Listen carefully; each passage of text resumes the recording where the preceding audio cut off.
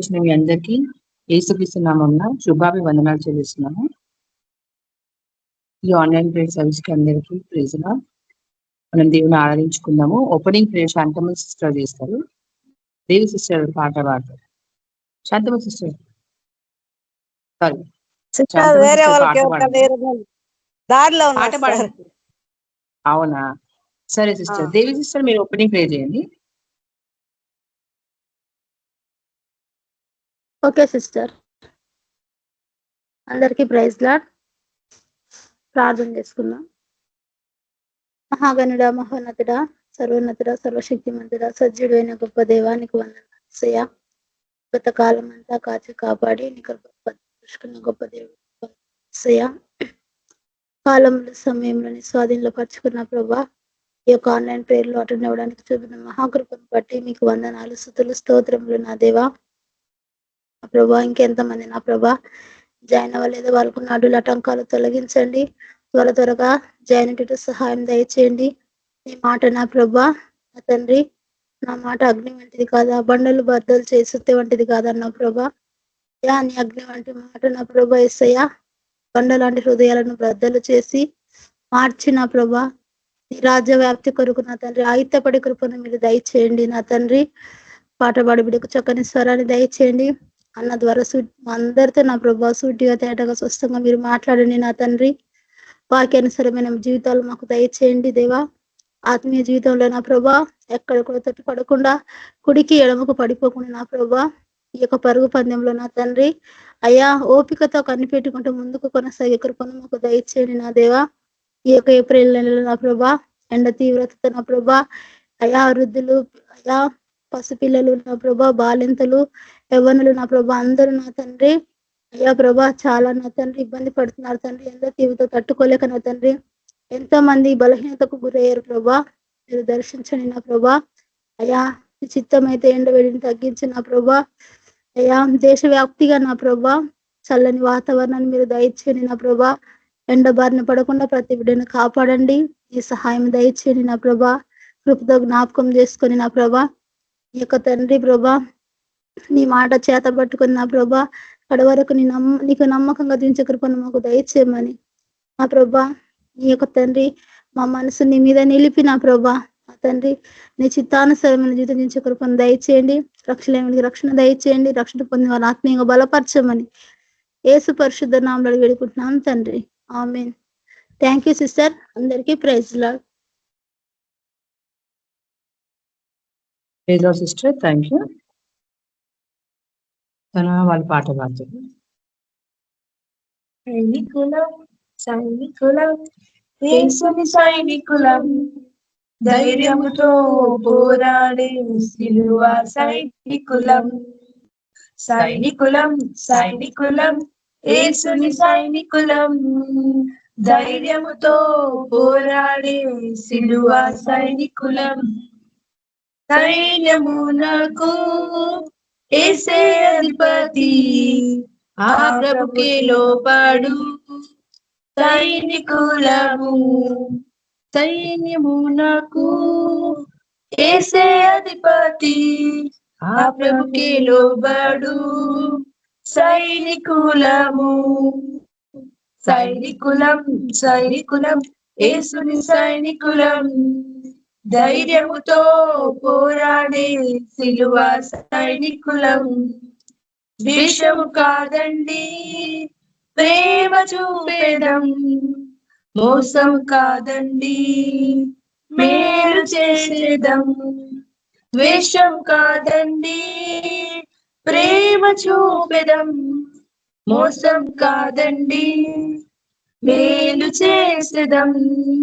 సైనికులం సైనికులం యేసుని సైనికులం, ధైర్యముతో పోరాడే సిలువ సైనికులం. ధైర్యముతో పోరాడే సిలువ సైనికులం. Thank you. మన మధ్యన చంద్రశేఖర్ అన్న వాక్యం షేర్ చేసుకుంటారు. ప్రైజ్ లార్డ్ అన్న.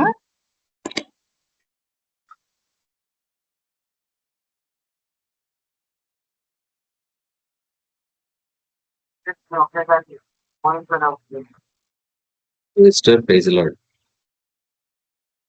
నా వాయిస్ వినిపిస్తుందా మీకు? వినిపిస్తుంది అన్న, క్లియర్ గా ఉంది. Okay sister. ఇంకొక చిన్న పాట పాడండి సిస్టర్. వేరే ఆన్లైన్ లో కూడా ఒకటి ఉన్నది, ఇక్కడ ఆఫ్ చేసి ఇక్కడికి వస్తా. అంతవరకు మీరు ఒక చిన్న పాట ఓకే పాడండి, అన్న. ఎవరినైనా ఓకే. పాడమనండి. ఓకే. సుజాత సిస్టర్ మీరు పాడతారా సిస్టర్ పాట? ఇప్పుడు పర్లేదా? ఆన్ ఉంటావా ఆన్లైన్? అవునా. సరే నువ్వే లీడ్ తీసుకో. నాకు ఎట్లా అక్కడ కూడా KVPM లో ఉంది కదా మెసేజ్, నేను రెండు పెట్టుకుని ఆన్. అక్కడ ఉంది జస్ట్ ఇంకొక 2 నిమిషాలు, ముగ్గురమే ఉన్నాయి.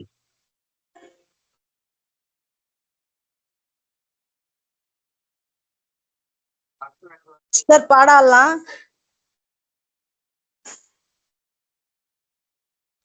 హలో పాడండి పాడండి సిస్టర్ పాడండి. పాడండి సుజాత అక్క. సుజాత సిస్టర్ పాడండి. ప్రైజ్ ది లార్డ్ అందరికి. నిమిషము. పరిశుద్ధుడైన యేసుక్రీస్తు నామంలో శుభములు. ఈ ఆన్లైన్ సర్వీస్ లో నాకు ఇచ్చినటువంటి ఈ అవకాశం కొరకే అందరికి శుభములు చెప్పుకుంటూ ఒక పాట పాడుకుందాము. యేసు నిరాకడలో ఆయన ముఖం చూడగా హాయంతో ఆనందమే, హాయంతో ఆనందమే. అవనిలో జరుగు క్రియలన్నీ హాయంతో సత్యమేగా. అవనిలో జరుగు క్రియలన్నీ హాయంతో ఆనందముగా. వేదవాక్యం నెరవేరుచుండా ఇక మీకు చింతయలేదా. వేదవాక్యం నెరవేరుచుండా ఇక మీకు చింతయలేదా. యేసు నిరాకడలో ఆయన ముఖం చూడగా హాయంతో ఆనందమే.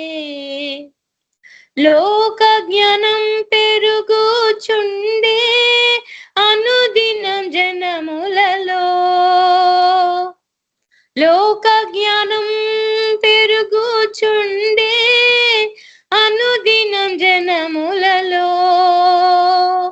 ఆది ప్రేమ చల్లారెనుగా ఇది రాకడ సూచనగా. ఆది ప్రేమ చల్లారెనుగా ఇది రాకడ సూచనగా. యేసు నిరాకడలో ఆయన ముఖం చూడగా హాయంతో ఆనందమే. పలు శ్రమలు ఇలా సహించి నేను సేవను పూర్తి చేసి, పలు శ్రమలు ఇలా సహించి మనం సేవను పూర్తి చేసి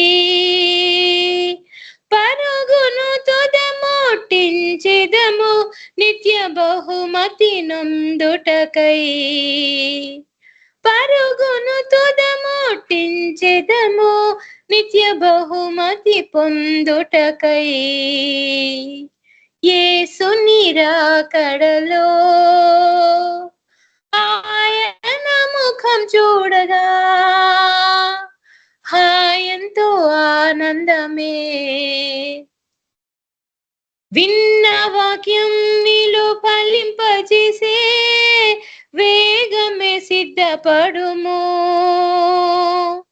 విన్న వాక్యం మీలో ఫలింపజేసే వేగమే సిద్ధపడుము.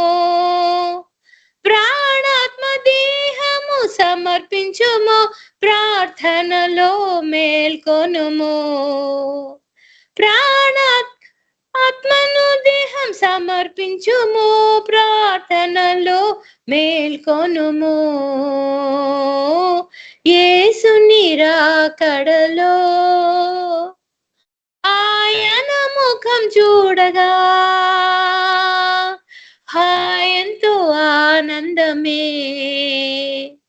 త్వరపడుము రాకడకై నీవు ఆలస్యము చేయక. త్వరపడుము రాకడకై నీవు ఆలస్యము చేయక. దేవుని బోరా ధ్వనించు వేళ ఎంతో ఆసన్నమాయెనుగా. దేవుని బోరా ధ్వనించు వేళ ఎంతో ఆసన్నమాయెనుగా. యేసుని రాకడలో ఆయన ముఖం చూడగా హాయంతో ఆనందమే. హాయంతో ఆనందమే. యేసుని రాకడలో. Praise the lord sister. Thank you. Sister Swapna sister మీకు పాడిన ఒక పాట అన్న కొంచెం అన్న అయిపోతున్నాను.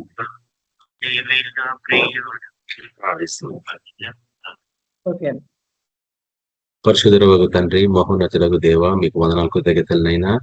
ఈ ఉదయం నుంచి ఇంత మమ్మల్ని కాచి కాపాడి సురక్షితంగా నైనా మీ సన్నిధిలో సమయం గడిపే భాగ్యాన్ని మరోసారి మాకు ఇచ్చినందుకు మీకు ఎంతో వందనాలు. మీ వాక్యాన్ని వినే భాగ్యాన్ని ఇచ్చిన ఈ దినము మీ శరత్వంలో పాల్పొందే భాగ్యాన్ని యోగ్యతను మాకు ఇచ్చినందుకు మీకు ఎంతో వందనాలు తండ్రి.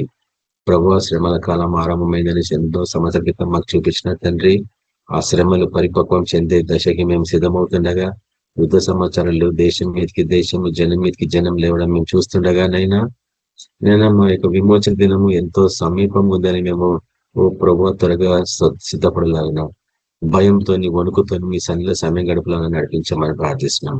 ప్రభువా, మీ అందు భయభక్తులు కలిగిన ఆత్మని మాకు అనుగ్రహించమని ప్రార్థిస్తున్నాం. నిర్లక్ష్యమైన జీవితం నుంచి మమ్మల్ని బయటికి లాక్కరమ్మని ప్రార్థిస్తున్నాం తండ్రి. మాకందరికి మీరు ఒక్కొక్క పని అప్పగించినారు ప్రభా. అవునైనా మేము ఆ పనిని ముగించాలా తండ్రి. దాన్ని ముందుకు తీసుకొని పోవాలా ప్రభా. కొనసాగించడానికి మీ యొక్క పరిశుధాత్మ నడిపింపు మాకు దయచేయండి. ప్రతి ఒక్కరిని నూతనంగా ఆశీర్వదించమని ప్రార్థిస్తున్నాం తండ్రి. మీ యొక్క తిరుమల ఆత్మ లేనివాడు మీ వాడు కాడు ప్రభా. అవును ప్రభా, మీ యొక్క ఆత్మ లేనిదే మీ అందు మేము నిలబడలేం ప్రభా. మీ పని మేము చేయలేం తండ్రి, నిస్సహాయం ప్రభా. అందుకు ప్రభా, పరిశుద్ధ ఆత్మ వచ్చినప్పుడు మీరు శక్తిని కూడా మిమ్మల్ని వాగ్దానం చేస్తున్నారు తండ్రి. మళ్ళీ ఎవరికి ఇంకా శక్తి లేదో అనుగ్రహించమని ప్రార్థిస్తాం. నిర్లక్ష్యం చేయకుండా, వాక్యాన్ని తృణీకరించకుండా, మాలో ఎటువంటి గర్వం లేకుండా కాపాడమని ప్రార్థిస్తున్నాం. గర్వాన్ని బహు దూరంగా తీసివేయమని ప్రార్థిస్తున్నాం. మాలో దేని విషయంలో మేము అతిశయించకుండా కేవలము మీ అందు తండ్రి అటు కలువరిశిలలో మేము అతిశయించేలాగా నడిపించమని ప్రార్థిస్తున్నాం. ఆరాధనలో పాల్పొందిన వారందరి జీవితంలో విశేషమైన అద్భుతాలు, స్వస్థతలు జరిగించమని ప్రార్థిస్తున్నాం. ఎక్కడెక్కడ చీకటి శక్తులు ఉన్నాయో వాటన్నిటిని గద్దిస్తున్నాం నాయన. యేసుక్రీస్తు నామమున గొప్ప కార్యం జరిగించమని ప్రార్థిస్తున్నాం. వింటున్న వారి జీవితంలో విశేషమైన అద్భుతాలు, స్వస్థతలు జరిగించండి. పౌరుషం కలిగి మీ పక్షంగా నిలబడే బిడ్డలుగా తయారు చేయండి. మీ నీతి సత్యాన్ని ధైర్యంగా ప్రకటించే బిడ్డలుగా లేవనెత్తమని ప్రార్థిస్తున్నాం. ప్రభా, మేమేమున్నా ఏం లేకున్నా మీ యొక్క సత్యాన్ని మేము ప్రకటిస్తాం ప్రభా. ఎందుకంటే ప్రకటించకపోతే శ్రమ అని పౌలు భక్తులు అన్నైనా, ప్రకటించకపోతే క్రైస్తవులందరూ శ్రమలు గుండా పోతారని వాక్యం హెచ్చరిస్తుండగా ప్రభా, మేమందరం తండ్రి శ్రమల కాలంలో ప్రభా మీ కొరకు సాక్షులుగా జీవించేలాగా ఇరుకు మార్గంలో పోవులాగా నడిపించమని ప్రార్థిస్తున్నాం. ఈ లోకస్తులు ప్రభా మతపరమైన క్రైస్తవ జీవితము ఏషా వంటి సుఖానుభవాన్ని ఆశ్రయించింది నైనా. మాకు అటువంటి జీవితం వద్దు ప్రభా. మేము మీ కాళ్ళ క్రింద తనమలి అవునైనా నలగొట్టబడ్డ వారి జీవితాల్లాగా తండ్రి పరమ కుమారి కాళ్ళ క్రింద మట్టి తొక్కబడినట్లు మా జీవితాలు తొక్కబడాలా ప్రభా. మీరు పొందిన గాయాలు ప్రభా అనుభవం మేము రుచి చూడాలా ప్రభా. మీ యొక్క మరణంలో సమాన పాలి భాగస్థులాగిన పౌలు భక్తులు జ్ఞాపకం చేస్తారు ప్రభా. నేను ఆ యొక్క ప్రభు మరణంలో పాలి భాగస్తుని సమానమైన పాలి భాగస్తులు ఉన్నాడు నాయన. మేము కూడా అటువంటి అనుభవం గుండా పోలాగా నడిపించండి. ఎటువంటి తిరుమల సత్యాన్ని ఆశ్రయించకుండా ప్రభా, ప్రతి కష్టాన్ని సమస్యని ధైర్యంగా ఎదుర్కొని ప్రభా వాటిని ఛేదించుకొని ముందుకు పోలాగిన వాటి విలువ తెలుసుకోలాగా సేపడమని ప్రార్థిస్తున్నాం. ఆత్మీయ పోరాటం ఇది యుద్ధంనైనా. ఈ యుద్ధంలో ప్రభా సైతానికి వ్యతిరేకంగా మేము నిలబడ్డాము. వాడి ఆత్మలకు వ్యతిరేకంగా నిలబడ్డాం ప్రభా. వాడి పనులకి వ్యతిరేకంగా నిలబడ్డాం నైనా. మంత్రాలకి తిరుమల వ్యతిరేకంగా నిలబడ్డాం ప్రభా. అపవిత్ర ఆత్మలకు వ్యతిరేకంగా మేము నిలబడుతున్నాం నైనా. యేసుక్రీస్తు పక్షంగా నిలబడుతుండగా మమ్మల్ని నూతనంగా అభిషేకించండి. యుద్ధంలో ఈ పోరాటంలో మాకు విజయం తెచ్చండి. మా చేతులకు యుద్ధాన్ని నేర్పండి నాయన. అవును ప్రభావ, మా కుటుంబీకుల పక్షంగా మా సంఘస్థుల పక్షంగా ప్రభావ, అవును ప్రభావ, మా బంధువుల మీరు పక్షంగా ప్రభావ మేము నిలబడుతుండగా ప్రతి ఒక్కరిని కాచి కాపాడండి. దుష్టుని మీద విజయం అనుగ్రహించండి. వింటున్న వారందరి జీవితంలో విశేషమైన అద్భుతాలు, స్వస్థతలు జరిగించండి. మీ అందు ముఖ్యంగా మేము ఆనందించాలా ప్రభావ. మీ వాక్యంలో మాకు ఆ ఆనందం అనుగ్రహించమని ప్రార్థిస్తున్నాం. అటువంటి కృపా భాగ్యాన్ని వింటున్న వారందరి జీవితంలో విశేషమైన అనుగ్రహించమని యేసు క్రీస్తు పరిశుద్ధ నామమున ప్రార్థించున్నాం తండ్రి. ఆమేన్.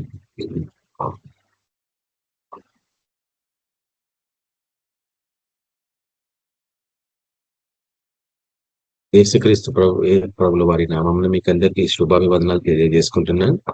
ఈరోజు ఏప్రిల్ 12వ తారీఖు 2026వ సంవత్సరం బైబిలోనియన్ గ్రిగోరియన్ క్యాలెండర్ ప్రకారంగా.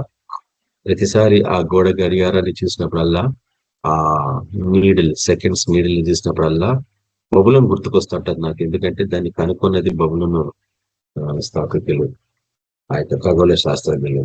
కాబట్టి ఈ టైము, ఈ కాలము వాళ్ళ ప్రణాళిక ప్రకారంగా జరుగుతా ఉంది. కానీ ప్రభువే వాటన్నిటిని సరిచేసేవాడు. కాలంలో సమయం ఆయన ఆధీనంలో పెట్టుకున్నాడు. కానీ మనము ఈ టైం ప్రకారంగా పోతా ఉన్నాం, కానీ ఆయన టైము, ఆయన సూచనలు వేరే. కాబట్టి మనము ఈ టైం కొరకు మనము ప్రయాసపడుతున్నాం, దీని ప్రకారంగా చేసినాం. కానీ ఆత్మీయ ప్రపంచంలో అడుగు పెట్టినప్పుడు ఈ టైంకి మనకి ఏ సంబంధం ఉండదు. ఎందుకంటే ఈ టైంలో చిక్కబడ్డ వాళ్ళు త్వరగా ఆయుష్ కోల్పోతా ఉంటారు. కానీ పరలోకపు టైంలో నివసించే వారికి దీర్ఘ ఆయువు అన్నట్టు. వారి ఇష్టం, వాళ్ళ చిత్తం ప్రకారంగా, వాళ్ళ వీల్ ప్రకారంగానే ఈ లోకాన్ని విడిచిపెట్టగలరు అన్నట్టు. నువ్వు తీర్మానించుకుంటేనే ఈ శరీరాన్ని విడిచిపెట్టగలవు, లేకపోతే ఈ శరీరంలోనే ఉండగలవు. కానీ శరీరాన్ని ఎంత కాలంగా నువ్వు కాపాడుకుంటే అంతకాలము నీ ఆత్మ, నీ ప్రాణము ఈ శరీరంలో ఉండగలదు. అందుకే ఈ శరీరాన్ని చెడగొట్టడానికి వాడు అనేకమైన పండగలు కానీ మొత్తం మన ఫుడ్ చైన్ అంతా స్పాయిల్ చేసి పడేశాడు. వాడు మనం తినే ఆహారాలంతా వాడు కలుషితం చేసి పాయిజనస్ చేసి పడేశాడు. కానీ ప్రభు మనకు ఒక బ్లూ ప్రింట్ ఇచ్చాడు, ఎటువంటి ఆహారం తిని మన శరీరంలో మనం భద్రపరచుకోవాలని. కాబట్టి ఆ జ్ఞానము మీకు అందరికి అవసరం. చాలా మందికి తెలియదు, ప్రభు నాకెందుకు, ప్రభు నాకెందుకు ఇది, నాకెందుకు అది, నాకు ఈ బాధ ఆ బాధ అంటారు. కానీ ఆయన మొదట్లోనే మనకి ఇవన్నీ అనుగ్రహించిండు. మనము ఆ ప్లాన్స్ ప్రకారంగా జీవించాలా. మేము నూతన నిబంధన కాలంలో ఉన్నాము, మాకు పాత నిబంధన కాలపు విధానాలు అవసరం లేదు అని నిర్లక్ష్యం చేసి తృణీకరించి రోగగ్రస్తులు అయిపోతున్నారు మనుషులు. కానీ ప్రభు ప్లాన్ ఒకటే. ఆయన వాక్యం ప్రకారంగా జీవించినప్పుడు, ఆయన వాక్యం బయలుదేరినప్పుడు వెలుగు కలుగును, వెలుగున్నంత కాలమే జీవము. కాబట్టి ఆయన వాక్యాన్ని సమృద్ధిగా స్వీకరిస్తూ ఉండాలా. నీ శరీరానికి స్వస్థత, అది నీకు అది ఆహారము. ఎందుకంటే నీ ఆత్మకు ఆహారము కేవలం దేవుని వాక్యమే, ఇంకా వేరే మార్గమే లేదన్నట్టు. కాబట్టి ఆయన వాక్యంలో నానబడ్డ జీవితాలు మనకు అందరికీ అవసరము. అదే రీతిగా మన శరీరాలను స్వస్థపరచండి కేవలం ఆయన వాక్యమే. ఎంతగానో వాక్యంలో నానబడితే అంత స్వస్థత, అద్భుతాలు నీ జీవితంలో జరుగుతూ ఉంటాయి. ఎందుకంటే మీ విశ్వాసము ఒక రేంజ్ కి, ఒక హయ్యర్ లెవెల్స్ కి ఎదగాలంటే నీకు కేవలం వాక్యం ఒకటే మార్గం అన్నట్టు, ఇంకా వేరే విధానాలు లేవు అన్నట్టు. కాబట్టి ఈ దినము మరికొన్ని విషయాలు మనం చూసి ప్రకటన గ్రంథంలోని 21వ అధ్యాయాన్ని మనము మరికొంత ముందుకు కొనసాగించుకోవచ్చు. జీవజలపు ఊట లేక బుగ్గ అన్న అంశం గురించి గత 2-3 వారాల నుంచి మనం ధ్యానిస్తా ఉన్నాము. మోస్ట్లీ ఈ రోజు అది ముగించవచ్చు. వచ్చే వారము పరలోకానికి సంబంధించిన బోధన మనం తిరిగి చూడబోతున్నాం. అవి ఎన్నిసార్లు మనం చూసినాం గతంలో. పరలోకానికి సంబంధించిన ఉపమానాలు మన ప్రభు ఎన్నో మనకు చూపిస్తా ఉన్నాడు. ముఖ్యంగా లూకా సువార్త 13వ అధ్యాయంలో మనం చూస్తాం. ఎన్నెన్నో మత్తయి సువార్తలు కూడా చూస్తూ ఉంటాము. 13వ అధ్యాయం, 14వ అధ్యాయం. ఆయన ఉపమానాలు అనేకమైన పరలోక రాజ్యానికి సంబంధించినవి, ఎప్పుడు కనివిని ఎరగని విధానంగా ఉండే వాక్యాలు అవి. అయితే చాలా మంది పరలోక రాజ్యానికి సంబంధించిన బోధలు ఎన్నెన్నో మనకు చూపించినారు. మనం గతంలో విన్నాము, బైబిల్లో చదివినాము, బహుశా యూట్యూబ్ లో కూడా చూసింటాం ఎన్నో. కానీ ప్రతిసారి ఉపమానాన్ని ధ్యానించినప్పుడు అందులో అనేకమైన రహస్యాలని ప్రభు కేవలము ఒక తెగల వారికి, ఒక గుంపుకే, ఒక చిన్న శేషంకు వాటిని భద్రపరిచిండు. అందులో నువ్వు ఉంటే వాటిని గ్రహించగలవు. ఎందుకంటే బైబిల్ అంతట్లో ఒక 12 గోత్రాలకు సంబంధించిన బోధ మనం త్వరలో చూడబోతున్నాం. మళ్ళొకసారి ప్రతి గోత్రికులకి సంబంధించిన విషయము త్వరలోనే చూడబోతున్నాం, ఒక వారమో 2 వారాలు. ఎందుకంటే 12 గోత్రికులు ప్రకృతి పరంగా ఉన్న వాళ్ళు కాదు అనేది ప్రకటన గ్రంథంలో మనం చూడబోతున్నాం. అది 7వ అధ్యాయంలో ఆల్రెడీ మనం చూసినాము. ఆల్మోస్ట్ ఒక 2 సంవత్సరాల క్రితం రికార్డింగ్స్ లో ఉంటాయి అవి. 12 గోత్రికులు, ప్రతి గోత్రికులకి సంబంధించిన ఆత్మీయ సత్యం ఏంది. అయితే క్రైస్తవులు ఏ గోత్రంలో ఉన్నారో గ్రహించాలంటే నీ సేవా పరిచర్య, నీ పిలుపు ఏ స్థితిలో ఉందో, నువ్వు ఎటువంటి సేవ నీకు అనుగ్రహించబడిందో అవి నువ్వు చూస్తే నువ్వు ఏ గోత్రికులో గుర్తించగలవు. కానీ నేను చెప్పను నీది పలాని గోత్రము, నీది పలాని గోత్రం అంటే ఇది శారీరకమైన బోధ అవుతుంది. దేవుడు గోత్రాలకు ప్రాధాన్యత ఇవ్వలేదు. ఎందుకంటే మీకు తెలుసు 12 గోత్రికులలో ఒకరు కూడా సరిగా జీవించినట్టు మనం చూడము, ఒక యోసేపు తప్ప. ప్రతి గోత్రికుడు ఒక భయంకరంగా జీవించినట్టు మనం చూస్తాం. ముఖ్యంగా ఆ 10 గోత్రికులు, ఆ లేయా గర్భంలో పుట్టిన వాళ్ళు, వీళ్ళందరూ షెకెము మన్యంలో పోయి ఎంతో భయంకరంగా పురుషులందరినీ ఆ పట్టణంలో చంపేశారు కదా. బహు భయంకరమైన క్రూరులు అన్నట్టు 10 గోత్రికులు. అట్లనేసి రాహేల్కి పుట్టిన 2 కుమారులు యోసేపు మరియు బెన్యామిన్. యోసేపు మటుకు ఐగుప్తులో ఉన్నాడు, కానీ బెన్యామిన్ తన తండ్రి దగ్గరనే ఉన్నాడు కదా. బెన్యామిన్ గోత్రికులు మరీ కఠినులు, చాలా భయంకరంగా ఒక లేవి గోత్రికుని ఉపపత్నిని ఎంతగా భయంకరంగా హింసించి చంపినో మీకు తెలుసు. ప్రతి గోత్రికులు బహు కఠినులు అన్నట్టు. కానీ గోత్రికులకి పేర్లు, అందుకే మనం చెప్తాం నువ్వు ఏ పేరు పెట్టుకుంటే ఏం లాభము, మనందరికీ ఒక క్రొత్త పేరు అనుగ్రహించబడుతుంది అనేసి మనం ప్రకటన గ్రంథంలో తీసినాం. కాబట్టి ఈ పేరుకి ఏమంత ప్రాధాన్యత లేదు. ఈ లోకంలో పేర్లు పనికే రావు ఆ లోకంలో. ఎందుకంటే పరలోకం పోయినాక ప్రతి ఒక్కరికి ఒక కొత్త పేరు అనుగ్రహించబడుతుంది అనేసి నేను గతంలో చూపించాను వాక్యం. కానీ చాలా మంది ఏమనుకుంటారంటే నేను పరలోకం పోయినాక వెతుక్కుంటా బ్రదర్, నాకు అక్కడ ఎట్లా అనుగ్రహించబడుతుంది కదా అనుకుంటారు. కానీ పరలోకము మీ మధ్యలోనే ఉంది అన్నాడు మన ప్రభు. పరలోకము ఎప్పుడు వస్తుంది అనేసి అనేక మంది అడుగుతున్నారు అతని ప్రశ్న. ఒక ఉపమానం చూపిస్తున్నాడు. పరలోకము ప్రత్యక్షంగా రాదు, పరలోకము ప్రత్యక్షంగా దిగి రాదు అంటున్నాడు. అది ఆత్మీయమైంది, అది ఇక్కడ అక్కడ ఉంది అని చెప్ప వీలు పడదు అన్నాడు మన ప్రభు. కాబట్టి పరలోకం ఎక్కడ ఉంది? మీ మధ్యలో ఉంది, మీలో ఉంది అంటున్నాడు. కాబట్టి మీలో వెతుక్కకుండా ఇంకెక్కడో వెతుకుంటున్నారు. ఓ గలిలీలారా, పైన ఎందుకు తేరి చూస్తున్నారు?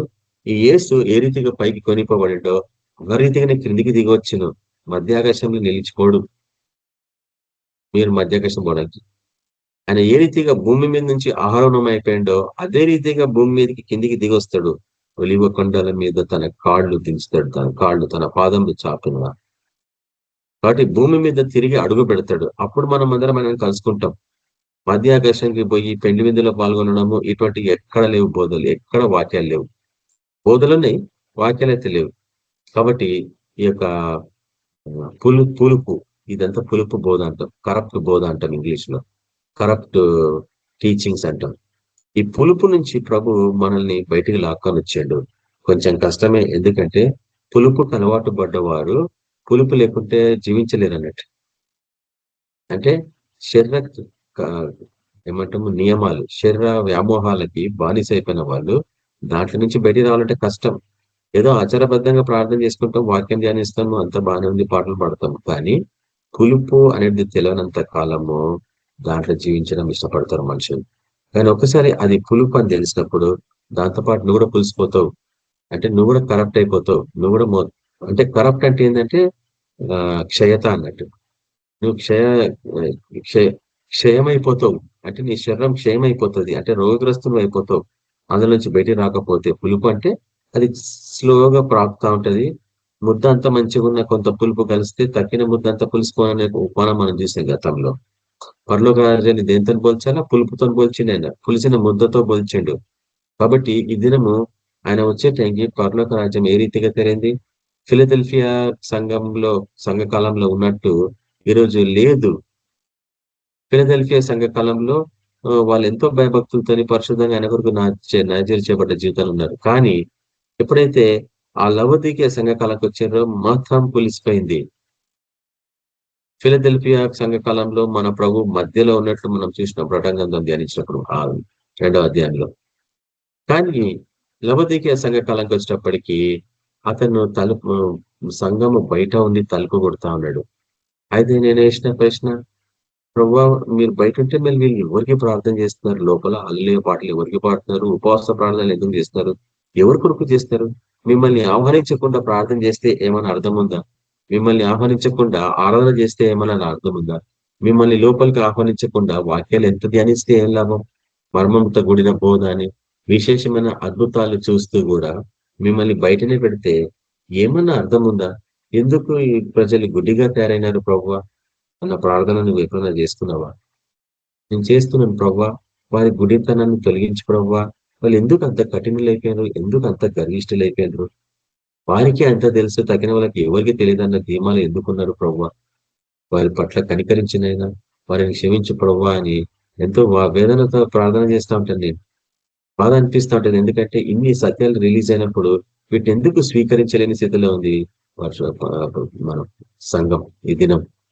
ఎందుకు అంటే చెప్తున్నాం కదా, పులుపులో ఉన్నవాడికి మత్తు బాగుంటుంది, దాంట్లో నుంచి బయటికి రావడానికి మనసు ఒప్పదన్నట్టు. కానీ ప్రభు మనకి మన పట్ల ఎంతో ప్రేమ కలిగిన వాడు, ఎంతో జాలి దయగలిగిన వాడు. మనల్ని ఆ యొక్క పులుపుల నుంచి బయటికి లాక్కొచ్చి వీటన్నిటిని చూపిస్తున్నాడు. తాజా మన్నతో పోషిస్తున్నాడు ప్రతిరోజు. అందుకు ఆయనకి మనం ఎప్పుడు కృతజ్ఞతలై వందనస్థలమై ఉండాలి. ఆయననే సమస్తానికి మూలము, సమస్తము ఆయన మూలంగా కలిగాను, ఆయన కొరికే కలిగాను, ఆయన నిమిత్తమై కలిగాను అని కొలుసుల రాష్ట్ర పత్రిక 3 మనం చూస్తా ఉన్నాము. ఆ రీతిగా మనము ప్రతి క్షణము ప్రభుకి వందనాలు చెప్తా ఉన్నా, కృతజ్ఞతలు చెప్తా ఉన్నా. ప్రభు నీకు ఎంతో వందనాలనైనా, నేను ఎందుకు మీరు ఏర్పరచుకున్నారు, ఏ గొప్పతనం లేకుండా నన్ను ఎందుకు మీరు ఇంతగా ప్రేమించినారు. పాట పాడతాం కానీ అది హృదయాంతరంగంలో నుంచి వస్తుందో లేదో మనకు తెలియదు. గంభీరంగా పాటలు పాడతారు చర్చ రోజు, మ్యూజిక్ సిస్టమ్స్ గంభీరంగా అయిపోయినాయి. కానీ అది హృదయాంతరంగం నుంచి, కడుపులో నుంచి వస్తుందంటే అనుమానమే. కాబట్టి ఇది మనము నీ కడుపులో నుంచి జీవజల నదులు ప్రవహించును అన్న అంశం గురించి పోయిన వారం నుంచి అటుపోయిన వారం నుంచి ధ్యానిస్తాము. ప్రకటన గ్రంథము 21వ అధ్యాయంలోని కొన్ని విషయాలని మరి కొంత మీకు దినం చూపిస్తే నేను అనుకుంటా బహుశా ఈ యొక్క వాక్యాన్ని మనం ఈ దినం ముగించుకుంటాం. ఎక్కడైతే అవకాశం ఉంటే నేను అక్కడ మీకు ఆ యొక్క బైబిల్ ఆన్లైన్ చూపించడానికి ప్రయత్నిస్తూ ఉంటాను. పోయిన వారం చూస్తాను కొన్ని ముఖ్యంగా ఏంటంటే ప్రకటన గ్రంథము 21వ అధ్యాయము 21వ అధ్యాయము 5-6 వచనాలలో సింహాసనమైన వారి గురించి అక్కడ చెప్పబడుతుండగా, ఆ సింహాసనం నుంచి వస్తున్న స్వరం ఏంది? సమస్తము ముగించినవి అన్నాడు. అంటే సమస్తము సమాప్తమైనవి అంటున్నాడు. సమాప్తమైనది అంటే మనకు తెలుసు, ఆ యొక్క శిలువ మీద సమాప్తమైనది ఏంది? సమాప్తమైనది మనకందరూ తెలుసు. రక్షణ మార్గం సంపూర్తి చేయబడింది. పాపం మీద విజయము సమాప్తమైపోయింది. మరణానికి ఇక శక్తి లేదు. మరణకు ముళ్ళు విరిచివేయబడింది. దుష్ట కార్యములను సమాప్తమైపోయినాయి. ఇప్పుడు రక్షణ సందేశం ఆరంభమైపోయింది అన్న అంశం గురించి మనం చూస్తున్నాం. కానీ ఇక్కడికి వచ్చేటప్పటికి 5వ వచనంలో 5-6 వచనాలలో మనం ఏం చేస్తున్నామంటే సమాప్తమైనవి అంటున్నాడు. ఏంది సమాప్తమైనవి అనేది మనం అర్థం చేసుకోవాలి. మనకు తెలుసు ఒకటి ఏంటంటే అదే ఈ 21వ అధ్యాయంలో 7 బూరలకి 7 పాత్రలకు సంబంధించిన విషయాలు తిరిగి జ్ఞాపకం చేయబడతా ఉంటాయి. ఎందుకంటే బూరల తీర్పు అనేది ఆల్మోస్ట్ 60-70 అవర్స్ రికార్డింగ్ ఉంది. నిన్న ఎవరితోనే నేను షేర్ చేసుకుంటున్నా. పరిశుద్ధాత్మని నడిపింపు ఎట్లుంటదంటే ప్రకటన గ్రంథము ధ్యానించినప్పుడే తెలుస్తుంది. పరిశుద్ధాత్ముడు వీటన్నిటిని మనకు అర్థం చేస్తాడు. ఇంకా వేరే మార్గమే లేదు. కాబట్టి నీ సొంత తలంపులతో ఎంత ప్రయత్నించినా వీటిని నువ్వు ఎప్పటికీ అర్థం చేసుకోలేవు. నీ హృదయంలో వాటిని భద్రపరచుకోలేవు. ఊరికేనే మాయమైపోతుంటాయి, అవి కరిగిపోతుంటాయి నీళ్ళలాగా. కానీ వాటిని నీ హృదయంలో భద్రపరచుకొని తిరిగి వాటిని నెమరు వేసుకుంటూ ధ్యానిస్తూ వాటిని అనేకులకు చూపిస్తున్నప్పుడు నువ్వు ఆయన పిలుపులో ఉన్నవాడు ఉన్నదానవు. కాబట్టి ఈ యొక్క జీవజలపు బుగ్గ ఎప్పటికీ అది ఎండిపోదు అని చెప్తున్నాడు ఆ 5-6 వచనాలలో. అంటే తాను అనుగ్రహించబోవు పరిశుద్ధాత్మ గురించి అనేసి మనం చూస్తాము. మత్తయి సువార్త, యోహాను సువార్త 7వ అధ్యాయంలో మనం చూస్తున్నాం. చాలా మంది ఈ బోధని ఎట్లా తీసుకున్నారు? అడుగుడి మీకు ఇవ్వబడును, తట్టుడి తీయబడును, వెదుకుడి దొరుకును అనేది ప్రకృతి పరంగా ఈ లోకరీతంగా వారి శరీర ఆశలకు తీర్చుకోవడానికి కొరకు అనుకున్నారు. ప్రభువా నాకు అది, నాకు ఇది, అడుగుడి మీకేం కావాలని అడగండి మీకు ఇస్తాడు, మీకేం కావాలనో వెతకండి దొరుకుతుంది, మీకేం కావాలనో తట్టండి తీస్తాడు అంటున్నాడు. అంటే ఈ లోకంలో ఏదో సంపాదించుకోవడానికి కొరకు, ఆస్తులు అంతస్తులు సంపాదించుకోవడం కొరకు మనకైనా ఒక సర్వెంట్ లాగా కనిపిస్తుంటా. నాకు ఏం అవసరం ఉంటున్నాయో ఆయన వచ్చి నాకు సర్వ్ చేసుకోయేటట్లు. మన దేవుడు అటువంటి టైప్ కాదు. మనకి ఏం అవసరమో ఆయనకు తెలుసు, తగిన టైంలో ఇవ్వాలనుకుంటాడు. కానీ మనమే ముందుకు పరిగెత్తి అలసిపోతా ఉంటాము. చాలాసార్లు జరిగే పని అదే. డబ్బు వెంట పరిగెత్తితే ఏం జరుగుతుందో తెలుసా? బైబిల్లో ఉంది, సామెతల గ్రంథంలో, అది రెక్కలు కట్టుకొని ఎగిరిపోతుందని. అది నేను బహు జాగ్రత్తగా నా జీవితంలో పరిశీలించాను నేను. తర్వాత అనేక మంది బ్రదర్స్ జీవితాలలో నేను దాన్ని చూసిన. ఎందుకంటే బ్రదర్సే కదా కుటుంబాన్ని పోషించుకోవాల్సింది. పురుషుడు తన కుటుంబాన్ని పోషించుకొనును అనుంది. A man shall provide for his family అనుంది వాక్యం. పౌలు గారు హెచ్చరిస్తారు, నువ్వు ఒక పురుషుని అయ్యండి నీ కుటుంబాన్ని పోషించుకోవాలా అనుంది. ఎట్లా పోషిస్తావు? దేవుడు మార్గం చూపిస్తాడు, బట్ నువ్వు మట్టుకు పోవాలా ముందుకి.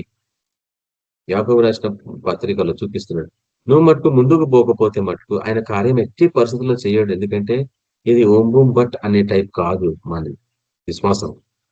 మన విశ్వాసము క్రియల రూపకంగా ఉండేది. కాబట్టి విశ్వాసంలో ముందుకు పోవాలా, అన్నిటిని ఎదుర్కోవాలా. ఈ లోకంలో మనం విజయం పొందుతాం. ప్రభు సహాయకుడు మనకి.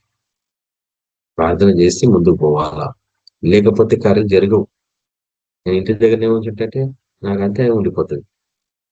కాబట్టి ఒంటరి జీవితం, క్రైస్తవ జీవితం మనకు తెలుసు. దుష్టుడు మనల్ని జల్లడబడతా ఉంటుందని కూడా మనకు తెలుసు. కానీ మన ప్రభు మనకు సహాయకుడు. మనం మటుకు ముందు చాలాసార్లు మీకు హెచ్చరిస్తా ఉన్నాను నేను. యోసేపుకు సంబంధించిన బోధ అది. 7 సంవత్సరాలు కరువు, 7 సంవత్సరంలో సంపూర్ణమైన ఫలం, పంట. 7 సంవత్సరాల టైంలో నువ్వు దాన్ని కాపాడుకోకపోతే నీకు తగిన 7 సంవత్సరాల శ్రమ తప్పదు. అవి ఎన్నిసార్లు హెచ్చరించిన, నేను ఎన్నో ప్లాన్స్ కూడా చూపించిన, వాటిని మనం పాటించకపోతే ఏమవుతుంది చెప్పండి. తర్వాత యోసేపు ఫరోకి హెచ్చరించిండు, ఏంటంటే వచ్చిన పంటలో 20% భద్రపరచుకోమన్నాడు. నేను నా జీవితంలో దాన్ని ఎంతగానో ప్రాక్టీస్ చేసిన. ప్రతి సంపాదనలో సరే 10వ భాగం అంటే చర్చికి ఇస్తాము, 20 to 30% ఇన్కమ్ ట్యాక్స్ కట్ అవుతుంది. ఇంకొక 20% నేను యోసేపు ప్లాన్ ప్రకారంగా ఎప్పుడు సేవ్ చేస్తా పోయినా. అప్పుడు ఏం జరుగుతుంది చెప్పండి? 10వ భాగం 10%, ఇన్కమ్ ట్యాక్స్ 30%, సేవింగ్స్ 20%. సో 30 + 10 40, 40 + 20 60. నాకు ఇంకా 40% ఉంది. 40%లో ఆహారము, బట్టలు కొరకు, బిల్స్ కట్టుకోవడము, ఇవన్నీ చేయంగా నాకు ఇంకా 10% మిగులుతుంది. ఇది ప్లాన్, యోసేపు ప్లాన్ అంటే. నేను అది పాటించిన, ఎన్నో సంవత్సరాల నుంచి పాటించిన. ఆ 20% సేవింగ్సే ప్రతి దశలో నాకు సాయం వచ్చింది. అది పిల్లల చదువులలో కానీ, దేని విషయంలో కానీ, అది కష్టం, బహు భయంకరమైన టైంలో కూడా నేను ఎప్పుడు ఎవరి దగ్గర ఒక్క పైసా తీసుకోలేదు నా లైఫ్ లో.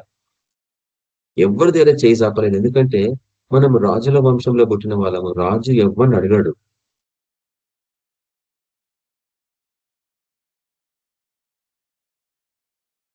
రాజు వాపస్ తిరిగిస్తాడు పేదవాళ్ళకి. ఎందుకంటే మనము ఈ వాటిని పాటించలేదు కాబట్టి మనమంతా అప్పుల పాలవుతున్నాము, ఉన్నవి పోగొట్టుకుంటున్నాము. బర్కత్ లేని జీవితం, తెలంగాణ స్టైల్లో చెప్పాలంటే. ఈ బర్కత్ ఎందుకు ఉండదంటే నువ్వు దేవుని వాక్యాన్ని ఎప్పుడు పాటించలేదు. చెప్పబడ్డ వాక్యాన్ని నువ్వు తృణీకరించినావు. కాబట్టి దేవుడు ఏం చేస్తారు చెప్పండి? పశ్చాత్తాపంతో ఆయన సన్నిధికి వచ్చి నన్ను క్షమించి ప్రభువా అని నిన్ను మనసు ఆయన సన్నిధిలో కడిగినప్పుడు ఆయన కనికరించే గొప్ప దేవుడు. ఈ మధ్యాహ్న కాలంలో నేను అదే వాక్యం వింటున్నా. ఒక చిన్న అమ్మాయి, హార్డ్లీ 12 years అమ్మాయి వాక్యం వింటున్నా నేను. అమ్మాయికి ఎటువంటి ఆత్మీయ నడిపింపు ఉందంటే ఒకసారి నేనే షేక్ అయిపోయినా. ఆమె ఏం చెప్తుందంటే, గర్విష్ఠులని ఎప్పుడు దేవుడు ఆదరించాడు. గర్విష్ఠుల మనవి ఎప్పుడు వినడు. ఒక్కటి ఎంత డిస్టర్బింగ్ ఉన్నట్టు ఆమె అమ్మాయి వాక్యం చెప్తుంటే నా హృదయం ఎంతగా మండిందంటే, నలిగిపోయిందంటే, గర్విష్ఠులను ఎప్పుడు అభిషేకించాడంటే ఉన్న వాక్యాలు పోల్చి చూపిస్తుంది అమ్మాయి. గర్వంగా ప్రవర్తించే వాళ్ళ మీదకి ఎప్పుడు పరిశుధాత్ముడు రాడంట. ఆయన పరిశుధాత్ముడు లేకపోతే నీకు ఆదరణ ఉండదని ఉంది వాక్యం. ఆదరణకర్త కదా ఆయన. అంటే నీకు ఆదరణ పుట్టిస్తాడు నీ హృదయంలో. కష్టాల కాలంలో, శ్రమల కాలంలో నీ హృదయంలో ఆదరణ ఉండాలంటే పరిశుద్ధాత్మని సహాయం మనకు బహు అవసరం అని చెప్తుంది. మరి మనము అతిశయిస్తున్నాము దేని విషయంలో మనం చూసుకోవాలి. అది ఎవరైనా కావచ్చు. ఎందుకంటే వాక్యము ఎవరికన్నా వర్తిస్తుంది. నాకు కూడా వర్తిస్తుంది. మధ్యాహ్నం పూట నేను వింటున్న వాక్యం అవును కదా. ఎంతగానో వినయంతో భయభక్తులతో తగ్గించుకొని ఉపవాస ప్రార్థనలు చేస్తే కానీ పరశురాత్మ నా మీదకి రాలేదు ఆ రోజులలో 92లో. అందరు పొందుకుంటున్నారు. అందరూ పరశురాత్మ పొందుకొని కృపారులు పొందుకొని ఆయన కొరకు జీవిస్తారు. నా మీదకి ఇంకా పరశురాత్మ రాలేదని ఏడుస్తూ నేను ప్రార్థన చేసేవాడిని. ఎక్కడెక్కడో పబ్లిక్ మీటింగ్స్ కి పరిగెత్తేవాడిని. అప్పట్లోనే 92లోనే ఏసన్న మినిస్ట్రీస్ స్టార్ట్ అయినాయి హైదరాబాద్ లో. ఫస్ట్ టైం వచ్చి పబ్లిక్ మీటింగ్ పెట్టాడు అతను. అప్పుడు నేను ఆ మీటింగ్ లో పోయినా. ఎక్కడ మీటింగ్స్ జరిగితే అక్కడ పరిగెత్తేవాడిని పరిశుధాత్మ పొందుకోవాలని. ఎందుకంటే అప్పటికే రోగుల రాష్ట్ర పత్రిక 8వ అధ్యాయం దీర్ఘంగా ధ్యానిస్తాను. పరిశుధాత్మ లేనివాడు నా వాడు కాదు. ఆయన వాడు కాకపోతే ఆయన నుంచి ఎట్లా లాభాలు పొందుకోగలం మనం? అడుగు ప్రతి వారికి ఉచితంగా ఇస్తా అంటాడు పరిశుధాత్మ. మళ్ళీ ఎందుకు మనం అడుగుతలేం? అడగందే అమ్మాయిన బువ్వ పెట్టదంటారు ఇక్కడ తెలంగాణ స్టైల్లో. అడగకపోతే ఏం దొరకదు. కానీ అన్నిటికంటే ముఖ్యమైనది అడగాల్సింది పరిశుధాత్మ. అడుగుడు ఇవ్వబడును అంటే దేని గురించి అడుగుతున్నామంటే ఆయన తాను అనుగ్రహించబో పరిశుధాత్మ గురించి చెప్పిండు అని అక్కడ తేటగా ఉంది. అడుగుని ఇయ్యబడును, తట్టుడి తీయబడును, వెదుకుడి దొరుకును. పరిశుద్ధాత్మ కొరకు అట్లు ప్రయాసపడాలని చెప్తున్న వాక్యం. దాన్ని ఈ లోకం ఏం చేసింది? మతము శరీర కోరికల కొరకు, వారి సుఖం కొరకు దాన్ని వాడుకున్నారు వాక్యాన్ని. నీకేం కావాలన్నా అడుగు బ్రదర్, దేవుడు నీకు ఇస్తాడు అని ప్రకటిస్తున్నాడు వాక్యం స్టేజ్ మీద, పుల్పిట్టం మీద. కానీ నువ్వు బహుగా నలగొట్టబడకపోతే నీకు పరిశుధాత్మ అభిషేకం ఉండదు. సుఖానుభవాన్ని ఆశ్రయించే వాళ్ళకి ఆదరణ అవసరం లేదు. ఎందుకంటే వాళ్ళకి లోకాతీతమైన ఆదరణ ఉంది వాళ్ళకి. ఈ అంతరంగ ముందు ఈ హృదయంలో నీకు ఆదరణ ఉండాలంటే పరిశుధాత్మ ఉండాలా. నీలో పరిశుధాత్మ ఉంటేనే గాని నీ కడుపులో నుంచి జీవజల నదులు ప్రవహించవు. అంటే ఇతరులకు ఆదరణకరంగా నీవు ఉండలేవు. నువ్వు సేవలో నువ్వు చెప్పే వాక్యం ఎవరికి ఆదరణ ఉండదు. నువ్వు ప్రార్థన చేస్తే ఎవరికి ఆదరణ రాదు. ఎందుకంటే నీ కడుపులో జీవజలం లేదు. అది ఆరిపోదు అంటున్నాడు. దట్ నెవర్ రన్స్ డ్రై అనేది ఇంగ్లీష్ లో. The fountain that never runs dry. ఈ జీవజలపు బుగ్గ ఎప్పటికీ ఎండిపోదు, ఎప్పటికీ ఇంకిపోదు, ఆరిపోదు. అది పోతూనే ఉండాల. మన జీవితాంతము మనల నుంచి ఆ జీవజల నది పోవాలా, అనేకులను జీవింపజేయాలా. అది నేను గతంలో లాస్ట్ ఇయర్ మీకు అందరికి ఒక ఛాలెంజ్ ఇచ్చిన. బట్ ఎంతమంది పాటించారు నాకు ఇంతవరకు తెలియదు. ప్రతి ఒక్కరు నువ్వు క్రీస్తుని పోలి నడుచుకున్న వాడవైతే ఆయన ఏ రీతిగా అయితే 12 మందిని జమ చేసుకుంటూ నీ జీవితాంతము ఒక 12 మందిని సిద్ధపరచుకోగలవా నువ్వు నీ సేవలో? ఎందుకంటే ఆయన చెప్పిన ఆయన ఈ లోకాన్ని విడిచిపెట్టి పరలోకం పోతేప్పుడు అనుగ్రహించిన వాగ్దానమే అది. ఏంది? సమస్త సృష్టి మీద నాకు అధికారం అనుగ్రహించబడింది ఇప్పుడు, కాబట్టి నాకు అధికారం ఉంది కాబట్టి ఇప్పుడు మీరు వెళ్ళండి, సర్వలోకానికి వెళ్ళి సర్వ సృష్టికి సువార్త ప్రకటించండి, నమ్మిన వాడిని శిష్యులుగా తయారు చేయండి అన్నాడు. ఇది నువ్వు పాటించకపోతే ఆ రోజు సిగ్గుపడాల్సి వస్తుంది ఆయన సన్నిధి పోయినప్పుడు. నువ్వు ముఖం ఎత్తుకోలేవు. దేవుడు పక్కన దేవదూత పుస్తకం అనేకమైన గ్రంథాలు విప్పబడ్డాయని అక్కడ చూస్తాం. మరి ఒక గ్రంథం విప్పడను, అనేక గ్రంథంలో విప్పబడను, మరి ఒక గ్రంథం విప్పడను ఇంతగా చూసినాం కొంతకాలం కిందట వాక్యం. ఆ గ్రంథాలలో నీకు అనుగ్రహించబడ్డ తలాంతుల ప్రకారంగా నువ్వు నిజంగా ఆయన కొరకు జీవించినవా? ఆ తలాంతులు ఆయన కొరకు వాడినవా? 12 మంది శిష్యులను తయారు చేసుకున్నావా? మినిమం అది, మినిమం నేను చెప్పాడు. అప్పుడు ఏమవుతుంది తెలుసా? ఆయన సన్నిధిలో నువ్వు పరలోకం పోతావు. పోవని 100% నేను చెప్తలేను కదా. ఖచ్చితంగా నువ్వు పరలోకం పోతావు. కానీ ప్రకటన గ్రంథము 21వ అధ్యాయము ఎందుకు బహు ప్రాముఖ్యమైన పుస్తకం, నాకు భయం కలిగించే ఈ పత్రిక, ఈ అధ్యాయం, ముఖ్యంగా 21వ అధ్యాయం భయం కలిగించేది. ఎందుకంటే అటొచ్చే వారం నేను చూపించబోతున్న పరలోకానికి సంబంధించిన బోధ. తిరిగి పరలోకంలో ఆ యొక్క దేవుని ఆలయం కనబడని నాకని చెప్తున్నాడు యోహాను భక్తుడు. అక్కడ ఆలయానికి 12 గుమ్మములు, ఆ ప్రతి గుమ్మం దగ్గర 2 దేవదూతలు అగ్ని ఖడ్గాలు పట్టుకుని నిలబడింటారు. ఒక్కొక్క గుమ్మము ఒక్కొక్క ఏమంటాను, ఆ గుమ్మం ఏ రీతిగా ఉంది, నేను వచ్చేవారం అట్టొచ్చేవారని బహుశా మీకు చూపిస్తాను. ఇప్పుడు మళ్ళీ వేరే రీతిగా పోతుంది వాక్యం. ఆ దేవదూతలు ఆ గుమ్మంలోని కాపలాగా కాస్తున్నారు. లోపల నుంచి బహు ప్రకాశమైన వెలుగు బయటకు వస్తా ఉన్నది.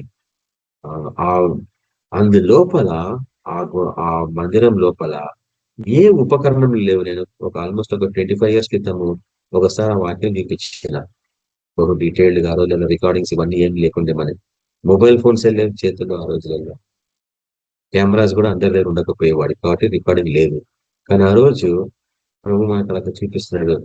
మోషే సిద్ధపరిచిన ఆ యొక్క గుడారంలో ఉన్న ఉపకరణంలో ఒక్కటి కూడా ఈ మందిరంలో లేదు. సొలొమోను మోషే మందిరపు బ్లూ ప్రింట్ ప్రకారంగా మందిరాన్ని కట్టిండు. ఆయన ఉపకరణంలో అన్నిటిని జమ చేసిండు. పరిశుద్ధ స్థలము, అతి పరిశుద్ధ స్థలము, అన్యుల ప్రాంగణము, ఇట్లా 4 అరలలాగా ఉంటది ఆ మందిరపు కట్టిన విధానం చూస్తే.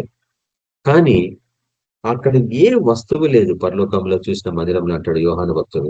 ఎందుకు లేదు అంటే సమస్తము యేసు ప్రభువుకే సాదృశ్యం అని నేను 25 సంవత్సరాల క్రితం చూపించిన.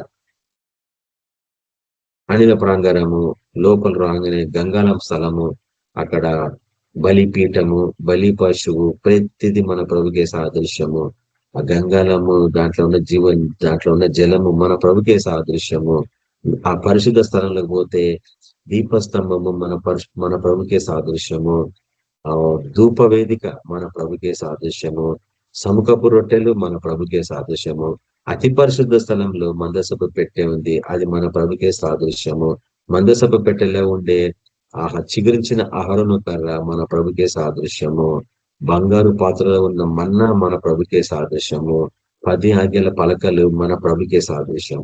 ప్రతిదీ యేసు ప్రభుకే సాదృశ్యం అని నేను ఆరోగ్యంలో చూపించిన వాక్యానుసారంగా. కానీ ఈ మందిరంలో మన ప్రభు తప్ప, గొర్రెపిల్ల తప్ప ఏ వస్తువు లేదు అక్కడ అనేసి పౌలు మన యోహాను భక్తులు అక్కడ అంటున్నాడు. మరి ఆ గొర్రెపిల్లని కలవాలా అంటే నీవు గొర్రెపిల్ల చెప్పిన విధానంగా జీవించితేనే కానీ ఆ దేవదూతలు నిన్ను లోపలికి రానియరు. ఎందుకంటే మన ప్రభు దగ్గర ఒక దేవదూత పుస్తకం తెరిచి కూర్చున్నాడు. నీ పేరుందా అందులో, ఈ పలాని బ్రదర్ పేరుందా చూడు, బ్రదర్ ఏం చేసిండో చెప్పు. వేరే ఒక బుక్ ఇది. అక్కడ నీ ఆత్మీయ జీవితంలో నువ్వు ఏం చేసినావు ప్రభు కొరకు అనేది అక్కడ రాయబడింది. ఎంతమందికి సువార్త చెప్పినావు, ఎంతమంది రక్షించినావు, ఎంతమందిని ప్రభుత్వం నడిపించినావు, ఎంతమందికి బాప్తిజం ఇచ్చినావు, ఎంతమందిని శిష్యులుగా తయారు చేసి ఎట్ట తీసుకొని పోయినావు. వీటన్నిటికీ వ్యతిరేకంగా ఉంటే నువ్వు ఎంత భక్తిపరుడు అయినా కానీ నువ్వు ప్రభు పక్షంగా నిలబడ్డవాడు కానేగావు. దేవుని సేవకుల గురించి, దేవుని సేవకుల గురించి వ్యతిరేకంగా మాట్లాడినావంటే 100% నువ్వు ఈ కోవకు చెందిన వాళ్ళవు కావు. వాక్యానికి విరుద్ధంగా జీవించేవాళ్ళు. నువ్వు నీ సేవ పరిచర్య ఎవరిని ఖండిస్తుంది? ఇది ప్రేమ సిద్ధాంతము. మనం ప్రేమను ప్రకటించకుండా ద్వేషాన్ని ప్రకటిస్తా ఉంటే ఇది ప్రభు వాడికి ఇష్టం కదా. దుష్టునికి కుటుంబాన్ని చిన్న భిన్నం చేయడం వాడికి ఇష్టం అన్నట్టు. కానీ కుటుంబాన్ని ఏర్పరచుకుని దేవుడు, అదొక చిన్న సంఘం, కేవీపీ చిన్న కుటుంబం, ఒక చిన్న మంది అంతే. ఇందులో ఇది చర్చ్ కాదని ఎన్నిసార్లు ఎందుకు చెప్తానంటే, ఇది చర్చ్ అయితే యాజకత్వము, ప్రేయర్ మీటింగ్స్ ఇవన్నీ జరుగుతూ ఉంటాయి. కానీ ఇది చర్చ్ కాదు. నేనేమో పాస్టర్ని కాదు, లేదా రిజిస్టర్డ్ పాస్టర్ని కాదు, నాకేమన్నా మ్యారేజ్ చేసే సర్టిఫికేట్ లేదు, ఇవన్నీ ఏం లేదు. ఇది ఆత్మీయ పోరాటము. ఇక్కడ సిద్ధపడే అనేకులు కళ్ళం అంటే నూర్చబడ్డ ధాన్యంలాగా తయారు కావాలో వెళ్ళిపోతుండాల. ఎవడి పరిచర్య వాడిదే. ప్రతి ఒక్కరికి ఒక పరిచయం. ఎందుకంటే నువ్వు 12 మంది శిష్యులను ఎప్పటికీ తయారు చేసుకోలేవు నీ లైఫ్ లో. నేను చెప్తున్నాను, నువ్వు తయారు చేయకపోతే ఆ దేవదూతల్లోకి ఆజ్ఞ ఇస్తాడు దేవుడు. వాళ్ళని వ్యక్తి లోపలికి రాని అంటాడు, లేదంటే మనం బయటనే పెట్టి అంటాడు. ఎందుకు బయట పెట్టాడు తెలుసా? ఏం పోయి చెప్తావు లోపల? గొర్రెపిల్లని కలుసుకోవాలంటే అందులో నుంచి వస్తున్న వెలుగు నువ్వు భరించలేవు. ఎందుకంటే నువ్వు వెలుగుమయమైన వాడవైతే ఆయన చెప్పిన మాటలన్నీ చేసేవాడివి, జీవాన్ని ప్రకటించేవాడు. ఎందుకంటే వాక్కు బయలుదేరగానే వెలుగు కలిగాను, వెలుగు బయలుదేరగానే జీవం కలిగాను. మరి నువ్వు వాక్కును ప్రకటించక ఎవరిని కూడా ప్రభుత్వ సిద్ధపరచకుండా మందిరంలో అట్లా అడుగు పెట్టగలవు? రానియడే. చూడండి, వన్స్ అండ్ ఫర్ ఆల్ అది అవకాశం. నువ్వు ఈ పనులన్నీ చేయకుండా నువ్వు అక్కడ పోయినా నిన్ను లోపలికి రానియకపోతే శాశ్వతమైన దుఃఖము నీ జీవితంలో మిగిలిపోతుంది. అంటే కొంచెం కఠినంగా నేను చెప్పలేను.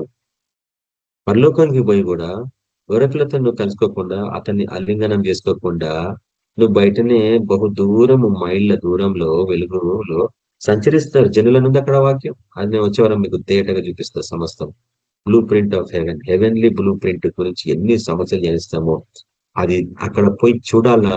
ఈ శరీరంలో ఉన్నప్పుడే పరలోకాన్ని దర్శించి రావాలా, పరలోకంలో యాత్ర చేసి రావాలా. నాకు అనేక అవకాశం దేవుడు ఇచ్చిండు. నాలో ఉన్న గొప్పతనాన్ని బట్టి కాదు, నాలో ఉన్న తపనాన్ని బట్టి, ఆసక్తిని బట్టి నేను పోయి చూసి వచ్చిన వాడిని. చూడండి, యేసు ప్రభుని ముఖాముఖిగా చూస్తే నీ శరీరంలోని ప్రతి జీవకణము ఉజ్జీవింపబడుతుంది. నీ శరీరంలో ఏదైనా రోగం రావాలంటే భయపడాలా. నువ్వు ముసల్మాన్ని కావు, నీ ముఖం మీద ముడతలు రావు, నడుము వంగిపోదు. అనుమానం కదా, ఎందుకంటే అనుమానం అనేది ఒక ఆత్మ. అది పట్టినాడు దయ్యం పట్టినాడు అనంటే ఓ రీతికి చెప్పాలంటే, దాని నుంచి విడుదల పొందాలంటే నువ్వు సాధువు కావాల్సిందే, నీ జీవితంలో మార్పు రావాల్సిందే. అది ఎట్టి పరిస్థితుల్లో సాధ్యం కాని కదా. నీ అంతటా నీ ప్రయత్నాలు ఎన్ని చేసినా విఫలం అవుతూనే ఉంటారు. నాకు అందుకే పరిశుద్ధాత్మని సాయం చాలా అవసరం. కాబట్టి ఆయన ఏమంటున్నాడు చూడండి, ఇప్పుడు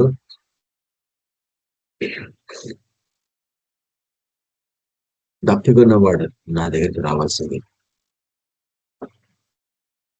నేను నీకు ఉచితంగా ఇస్తాను. రూకలు లేకనే నీళ్లు తీసుకోండి అంటాడు, నీళ్లు కొనుక్కోండి అంటాడు. డబ్బులు ఇచ్చేది కాదు. సీమోను గారడి వాడు నేను డబ్బులు ఇస్తే నాకు పరిశుద్ధాత్మ ఏమని అడిగాడు పేతుర్ని. నేను కూడా ఒకప్పట్లో పరిగెత్తిన, ఎక్కడెక్కడ పోయి వేలు కానుకలు ఇచ్చిన. ఎప్పుడు చెప్పలేదు, ఎవరు ఫస్ట్ టైం చెప్తున్నా. వేలు కానుకలు ఇచ్చిన, అలాంటి స్థలం పోతే పరిశుద్ధాత్మ వస్తుందేమో అని వేలు ఇచ్చేసినట్టు. శాలరీ పోయి ఇచ్చేసిన కొన్నిసార్లు.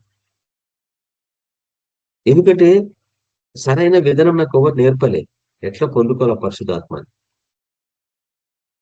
అనేక పర్యాలు ప్రభు నాకు చూపించింది. దాని తర్వాత నాలో తపన చూపించింది. ఎంత రాత్రులు 1 గంట 2 గంటల వరకు ప్రార్థన ఉండేవాడిని పరిశుద్ధాత్మ పొందుకోవడానికి వరకు.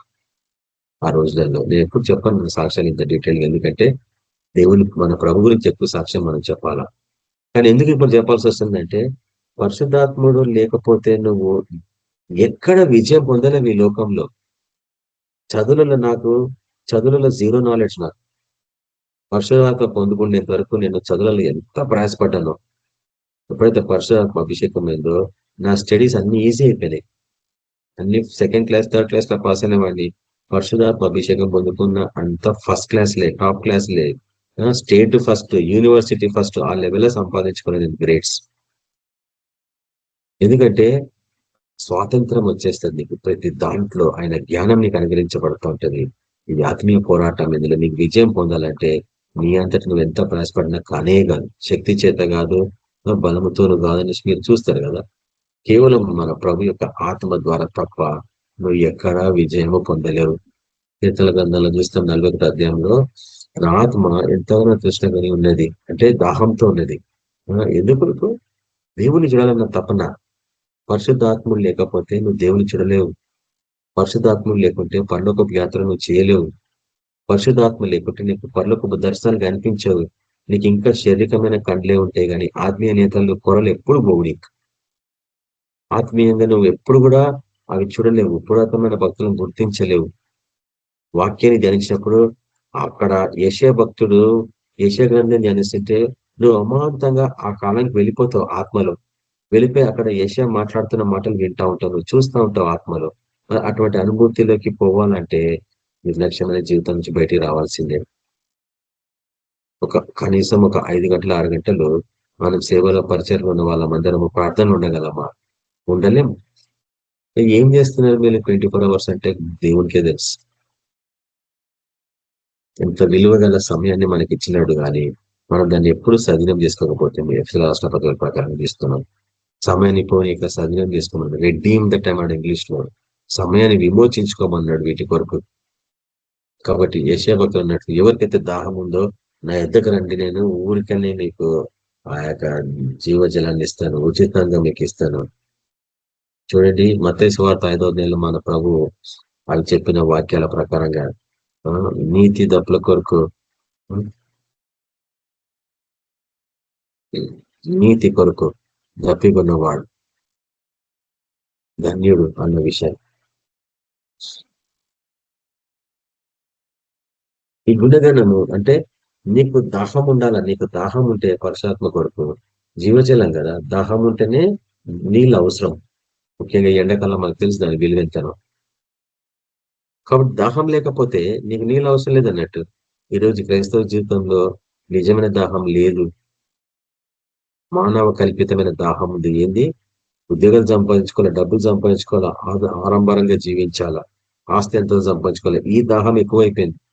నేను ఎట్లా ఎత్తబడతానులే, నేను ఎట్లా శ్రమలు చూడనులే అనేసి వాళ్ళ అమాంతంగా ఆస్తి అంతస్తులు సంపాదించుకోనికి ప్రయాసపడుతున్నారు. అసలైన దాహం లేదు వాళ్ళకి, మోసకరమైంది ఆ దాహం.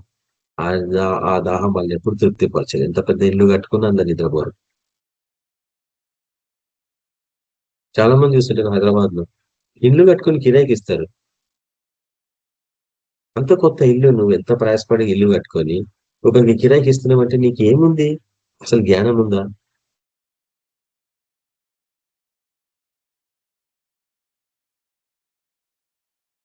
వాక్యమే ఉంది, fools build the house, wise live in it అని.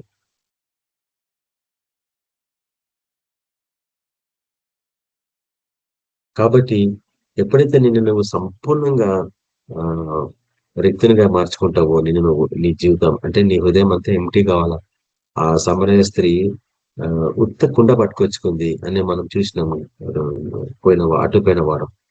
ఆ కుండలో నీళ్లు నింపుకుందామని వచ్చింది, దాన్ని చేజారు చేసింది, విడిచిపెట్టింది. ఆ కుండ కింద పగిలిపోయింది. అదే గుండెలో జీవజలాన్ని నింపుకొని పోయినట్టు మనం చూస్తున్నాం.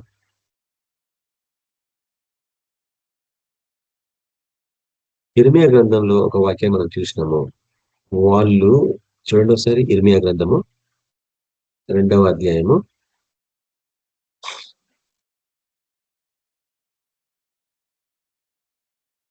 'ఎవరైనా ఉంటే చదవచ్చు కూడా, ఎవరికైనా అవకాశం ఉంటే చదవచ్చు.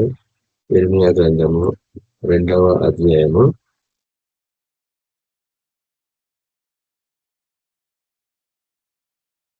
13వ వచనం. ఇర్మియా గ్రంథము 2వ అధ్యాయము 13వ వచనం. నా జనులు 2 నేరములు చేసి ఉన్నారు. చూడండి, నా జనులు అంటే దేవుని బిడ్డల గురించే కదా మాట్లాడుతుంది ఇక్కడ. నా జనులు 2 నేరములు చేసి ఉన్నారు. ఒకటేంది? జీవజలంలో ఊటనైన నన్ను విడిచి ఉన్నారు. ఆశ్చర్యం. ఎప్పటికైనా పాత నిబంధన కాలమైన కొత్త నిబంధన కాలమైన ఇశ్రాయేల్ అనేది ఆత్మీయమైంది. ఆ రోజు కూడా దేవుని బిడ్డలు ఆత్మీయంగా జీవించారు, శారీరకంగా జీవించారు.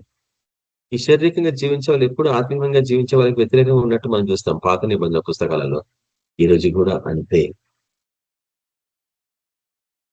2 నేరములు చూడండి. ఒకవేళ నువ్వు ఈ 2 నేరాలు చేసావని ఈ లైఫ్ లో చూసుకోండి. జీవజలంలో ఊటనైన నన్ను విడిచి ఉన్నారు.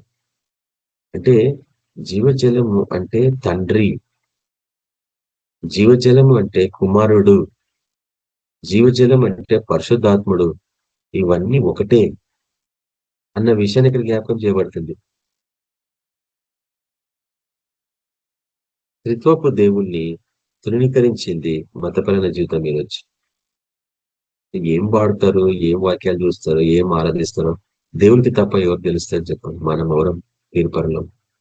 కానీ ఈ వాక్యం ఏం హెచ్చరిస్తుందంటే 2 నెలలు చేసిండ్రు. మొదటిది జీవజల మూటనైనా మన ప్రభుని విడిచిపెట్టారు. రెండవది తమ కొరకు తొట్లను, అనగా ఇది బహు ఆశ్చర్యమైంది, బద్దలైన నీళ్లు నిలువని తొట్లను తొలపించుకొని ఉన్నారు. ఎవరికి తెలియదు నీ కుండ పిగిలిందని, లేక నీ కుండ ఎక్కడో చీలిందని, నెరజీలిందని. దాంట్లో ఎంతగా నీళ్లు నింపుకున్నా ఏమని అర్థం ఉందా? అందులో ఉంటాయి ఆ నీళ్లు. బ్రోకెన్ సిస్టమ్స్ అంటారు ఇంగ్లీష్ లో. అంటే వాళ్ళ తెలివి ఎక్కడుందని చూడండి. కుండలు తొలిపించుకున్నారు, తొట్లు తొలిపించుకున్నారు, కానీ ఈ క్రాక్స్ అనే వాటికి నెరజీలినాయి. అవి అందులోకి వెళ్ళిపోతున్నాయి. ఈ 2 తప్పులు చర్చ చేసిందని చూపిస్తున్నాడు. దేవుని బిడ్డలు ఈ 2 తప్పులు చేసిండ్రు. ఒకటి జీవజలమును యేసుప్రభుని తృణీకరించిండ్రు. వేరే ఒక యేసుని వెంబడిస్తారనేసి పౌలు భక్తుడు 1 కొరింథీయులకు రాసిన పత్రికలో చూపిస్తుండ్రు 15వ అధ్యాయంలో. వారు వేరే ఒక యేసును వెంబడిస్తున్నారు, వేరొక ఆత్మలో పాల్గొందుతున్నారు అన్నాడు. అంటే వేరే ఒక యేసు అంటే అసలైన యేసు కాదన్నట్టే కదా. తెలియజేసి యేసునామం తీసుకుంటున్నారు, కానీ వేరొక యేసుని వాళ్ళు గ్రహించలేని స్థితిలో ఉన్నారు. నిజం చెప్పండి, మనము నిజమైన యేసుని వెంబడిస్తున్నామా, వేరొక యేసుని వెంబడిస్తున్నామా? లేఖనం ప్రకారము మన పాపం నిమిత్తమై మరణించి లేఖన ప్రకారము సమాధి చేయబడి తిరిగి లేచిన ఆ యేసుని కదా మనం వెంబడిస్తుంది, ప్రకటిస్తుంది. కానీ వీళ్ళు చూడండి, ఆయన తృణీకరించిండ్రు. పరిశుద్ధాత్మకు సంబంధించిన విషయాలని నువ్వు తృణీకరిస్తే యేసుని తృణీకరించినట్లే. భాషల వరాన్ని తృణీకరిస్తే నువ్వు యేసుని తృణీకరించినట్లే. స్వస్థతలు, అద్భుతాలు జరిగే పరిచర్ని నువ్వు తృణీకరిస్తే దాని గురించి నువ్వు ఎంత వ్యతిరేకంగా మాట్లాడినా ప్రభుకి వ్యతిరేకమే నువ్వు. అవును, తలల మీద చేపెడతాం, కొన్నిసార్లు పడిపోతారు మనుషులు. అది తప్పు పరిచర్య అని అనడానికి నీకు ఎక్కడ లేని ధైర్యం. దూషించినట్టే కదా, పరిశుద్ధాత్మను దూషిస్తే శాపం లేదని ఉంది వాక్యం. అందుకే మనము ఎవ్వరి గురించి నెగటివ్ గా మాట్లాడడం, ఎట్టి పరిస్థితుల్లో మాట్లాడడం. ఏ సేవకుని గురించి, ఏ సేవకుల గురించి, ఏ పరిచర్య గురించి నెగటివ్ గా మాట్లాడడం. ఎందుకంటే ఎవరి మీద ఎటువంటి అభిషేకం ఉందో నీకు ఆ వివేచననే లేదు. వివేచన లేనప్పుడు నువ్వు ఎట్లా కామెంట్స్ చేస్తావు వాళ్ళ మీద? మనం చెయ్యొద్దు. నువ్వు సైనికునివి, నీ నువ్వు యుద్ధం చేసుకోవాలి. నీ భూమి వేరే, నా భూమి వేరే, ఎవడి భూమి వాడిదే. నువ్వు ఒక పరిచారకునివి, లేక ఒక పొలం పని చేసేవాడివి, ఎవడి పొలం వాడిదే, ఎవడి నాగలి వాడిదే. అంతేగాని పక్కన నాగలి తీసి నా నాగలిని పక్కకు పెట్టాను ఫోకస్ గా పని చేయకుండా ఉంటే ఏం జరుగుతుంది చెప్పండి? పంట రాదు నీకు. ఎంతగా బాధపడినా ఏడ్చినా పంట రాదు. ఎందుకో తెలుసా? 2 నేరంలో నీళ్ళు కనిపిస్తున్నాయేమో చూసుకో. జీవజలంలో ఊటాయిన ప్రభు నిన్ను తృణీకరించినవా, లేక నీ కొరకు తొట్లను, అనగా బద్దలై నీళ్లు నిలువని తొట్లను, తొట్లు ఏం చెప్తారు చెప్పండి? ఇప్పుడు మన కాలంలో కూడా కొన్నిసార్లు కుండలు, పగిలిన కుండలు అట్లా బయట పడేస్తారు. అయితే ఆ వర్షాకాలం నీళ్ళల్లో జమయాలు అన్ని దోమ పిల్లలు పెడతారు. అవన్నీ మళ్ళీ మన ఇంట్లోకి వచ్చి కాటేస్తే ఎన్ని రకాల 4 రకాల రోగాలు ఉన్నాయి దోమల నుంచి. అంటే ఏ రూపకంగా అయినా కానీ ఆత్మీయ జీవితంలో ఎటువంటి బలహీనతలు నువ్వు కలిగి ఉన్నావు అనేది ఈ వాక్యం జ్ఞాపకం చేయబడుతుంది. ఈ దినం మనం పశ్చాత్తాపంతో ఆయన సన్నిధికి వచ్చి, ప్రభువా నన్ను కనికరించిన ఆయన, నా మీద నీ కృప చూపించండి ప్రభువా అన్న ప్రార్థన నువ్వు చేసుకోకపోతే నువ్వు ధీమాగా ఉన్నట్లే. మన ప్రభువే జీవజలపు ఊట అని యోహాను సువార్తలో సమరశితో మాట్లాడుతున్న 4వ అధ్యాయం 14వ వచనంలో ఒకసారి చూడండి. యోహాను సువార్త 4వ అధ్యాయము, బహు ప్రాముఖ్యమైన వాక్యము. యోహాను సువార్త 4వ అధ్యాయము 14వ వచనం చూడండి. నేనిచ్చి నీళ్లు త్రాగువాడు ఎప్పుడునూ దప్పికొనడు. నేను వానికి ఇచ్చే నీళ్లు ఏం జరుగుతుందంటే చూడండి, నిత్య జీవమునకై వానిలో ఊరెడి నీటి బుగ్గగా ఉండును. ఆయన ఇచ్చే నీళ్ళు ఎట్లుంటాయట? నిత్య జీవమునకై వానిలో ఊరేడి నీటి బుగ్గ అంటే నిత్య జీవంలోనికి పోవాలంటే నీలో పరిశుద్ధాత్ముడు ఉండాలా అని చెప్తుంది వాక్యం. నీలో నుంచి ఆ ఊట ఊరి అనేక మంది దగ్గరికి వెళ్ళిపోతా ఉండాలా. 12 మంది శిష్యులు నువ్వు చేసుకోవాలి నీ లైఫ్ లో. ఈ ఛాలెంజ్ పోయిన సంవత్సరం ఆల్రెడీ 1 year అయిపోయింది ఛాలెంజ్ తీసుకొని చాలా మంది ఆలోచన చేస్తామని చెప్పిండ్రు.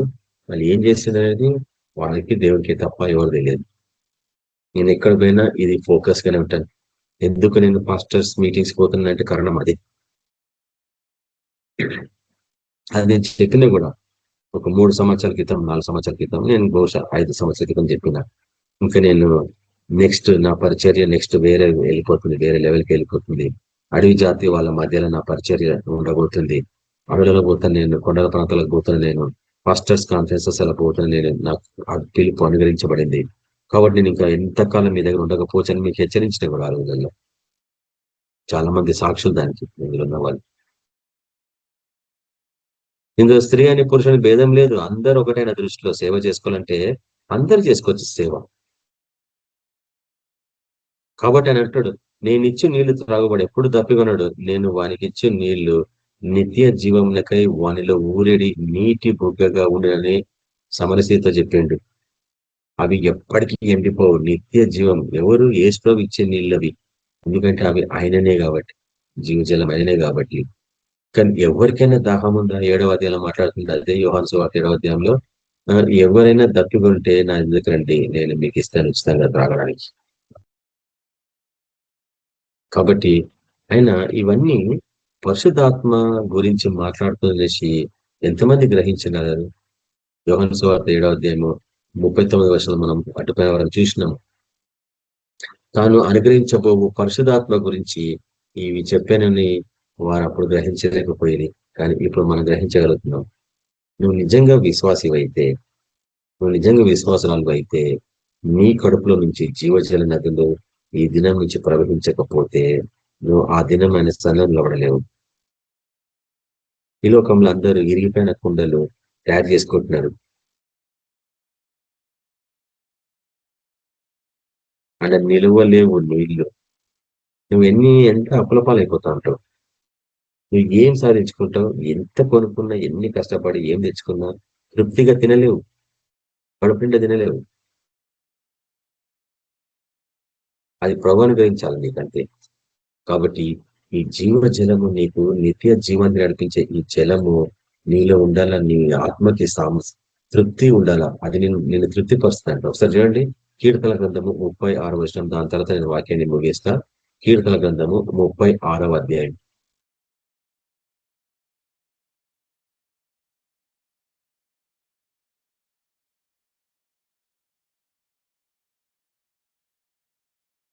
కీర్తన గ్రంథము 36వ అధ్యాయము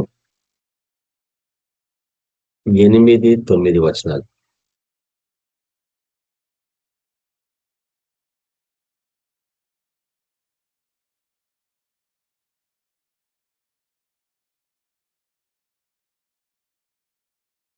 చూడండి కీర్తన గ్రంథము 36వ అధ్యాయము 8.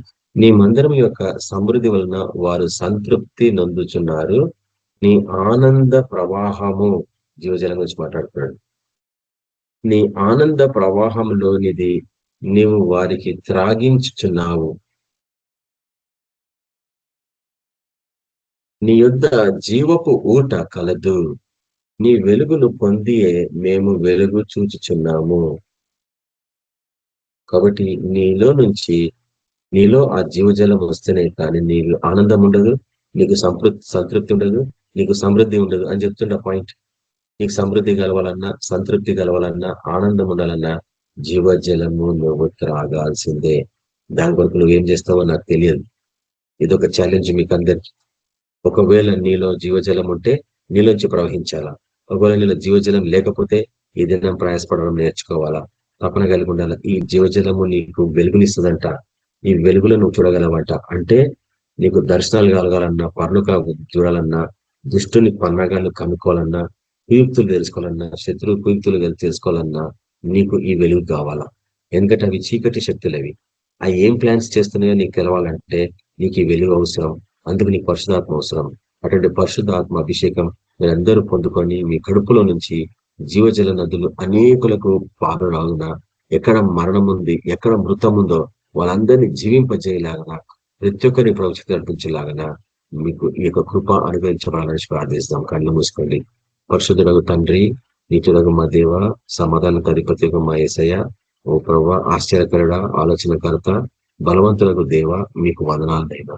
గొప్ప తండ్రి, మీరు అడిగినప్పుడు ఉచితంగా మీకు ఇస్తున్నారు ప్రభావ. ఇటువంటి పరిశుద్ధాత్మ గురించి మేమందరం ప్రయాసపడుతుండగా ప్రతి ఒక్కరిని అభిషేకించండి. అభిషేకించబడ్డ వారిని నూతనంగా అభిషేకించండి.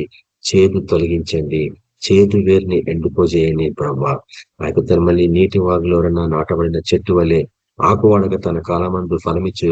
అవును ప్రభా, ఆ యొక్క తరమల్లి చెట్టు వలె ప్రతి ఒక్కరిని తయారు చేయమని ప్రార్థిస్తున్నాం. మా జీవితాంతం మేము ఫలిస్తూనే ఉండాలా ప్రభా. ఆత్మఫలాలను సమృద్ధిగా మా జీవితం నుంచి అనేకులకు అనుగ్రహించబడాలా. మేము వాటిని అనేకులకు పంచుకోవాలా ప్రభా. అదేవిధంగా ప్రభా, ఇది యుద్ధం ప్రభా. ఈ యుద్ధంలో ప్రభా సైనికులు బహు జాగ్రత్తగా పరిశీలిస్తూ పసిగడుతూ ఇటు అటు దిక్కులు చూస్తూ ప్రభా దుష్టిని ఎదుర్కోలాగన, వాడి మీదకి విజృంభించిపోయి పని చేయలాగన. అవును ప్రభా, మమ్మల్ని అందరినీ తయారు చేయమని ప్రార్థిస్తున్నాం. ఖచ్చితంగా శ్రమల ఆరంభం అయిపోయినాయి ప్రభా. ఇంకా మరి బహు త్వరలో మీరు అక్కడ అనేసి మేము సంపూర్ణంగా విశ్వసిస్తున్నాం నైనా. ఈ లోకపు రాజ్యాలన్నీ ఫెయిల్ అయిపోతే మీ రాజ్యం అగును ప్రభా. దాని కొరకు మేము ఎదురు చూస్తున్నాం ప్రభా. త్వరగా రమ్మని ప్రార్థిస్తున్నాం ప్రభా. మమ్మల్ని అందరినీ విభజించమని ప్రార్థిస్తున్నాం తండ్రి. అవును ప్రభా, మీరు ఈ లోకానికి తిరిగి వచ్చినప్పుడు మాకు అనేకమైన పనులు అప్పగిస్తున్నారు ప్రభా. అవును ప్రభా, మేము ఒక నీతిలో మేము పరిపాలిస్తాం నైనా. అటువంటి జీవితానికి కొరకు మేమందరం ఆశపడుతుండగా ఈ వింటున్న వారందరి జీవితంలో పరిశుద్ధ అగ్నిని ఓ ప్రభా ప్రజ్వలింపజేయమని ప్రార్థిస్తున్నాం. మీ పరిశుద్ధ అగ్నిలో ముందు పోలాగన, యుద్ధం చేయలాగన, సైతాన్ శక్తుల మీద పడలాగన, మంత్రాల మీద పడలాగన, రోగాల మీద పడి వాటన్నిటిని ధ్వంసం చేయలాగన అభిషేకించి నడిపించమని మంచి ధర దయచేసి మీ కొరకు గొప్ప సాక్షిగా రేపటి నుంచి నిలబడలాగా సహాయపడమని యేసుక్రీస్తు పరిశుద్ధ నామమున ప్రార్థించున్నాం తండ్రి. ఆమేన్. మన ప్రభువైన యేసుక్రీస్తు యొక్క కృప, సమాధానం, నడిపింపు మనందరికీ సదా కాలం కలుగును గాక. ఆమేన్. అందరికీ praise the lord. Good night. అందరికీ ప్రైజ్ ది లార్డ్. ఆమేన్. అందరికీ ప్రైజ్ ది లార్డ్. అందరికీ ప్రైజ్ ది లార్డ్.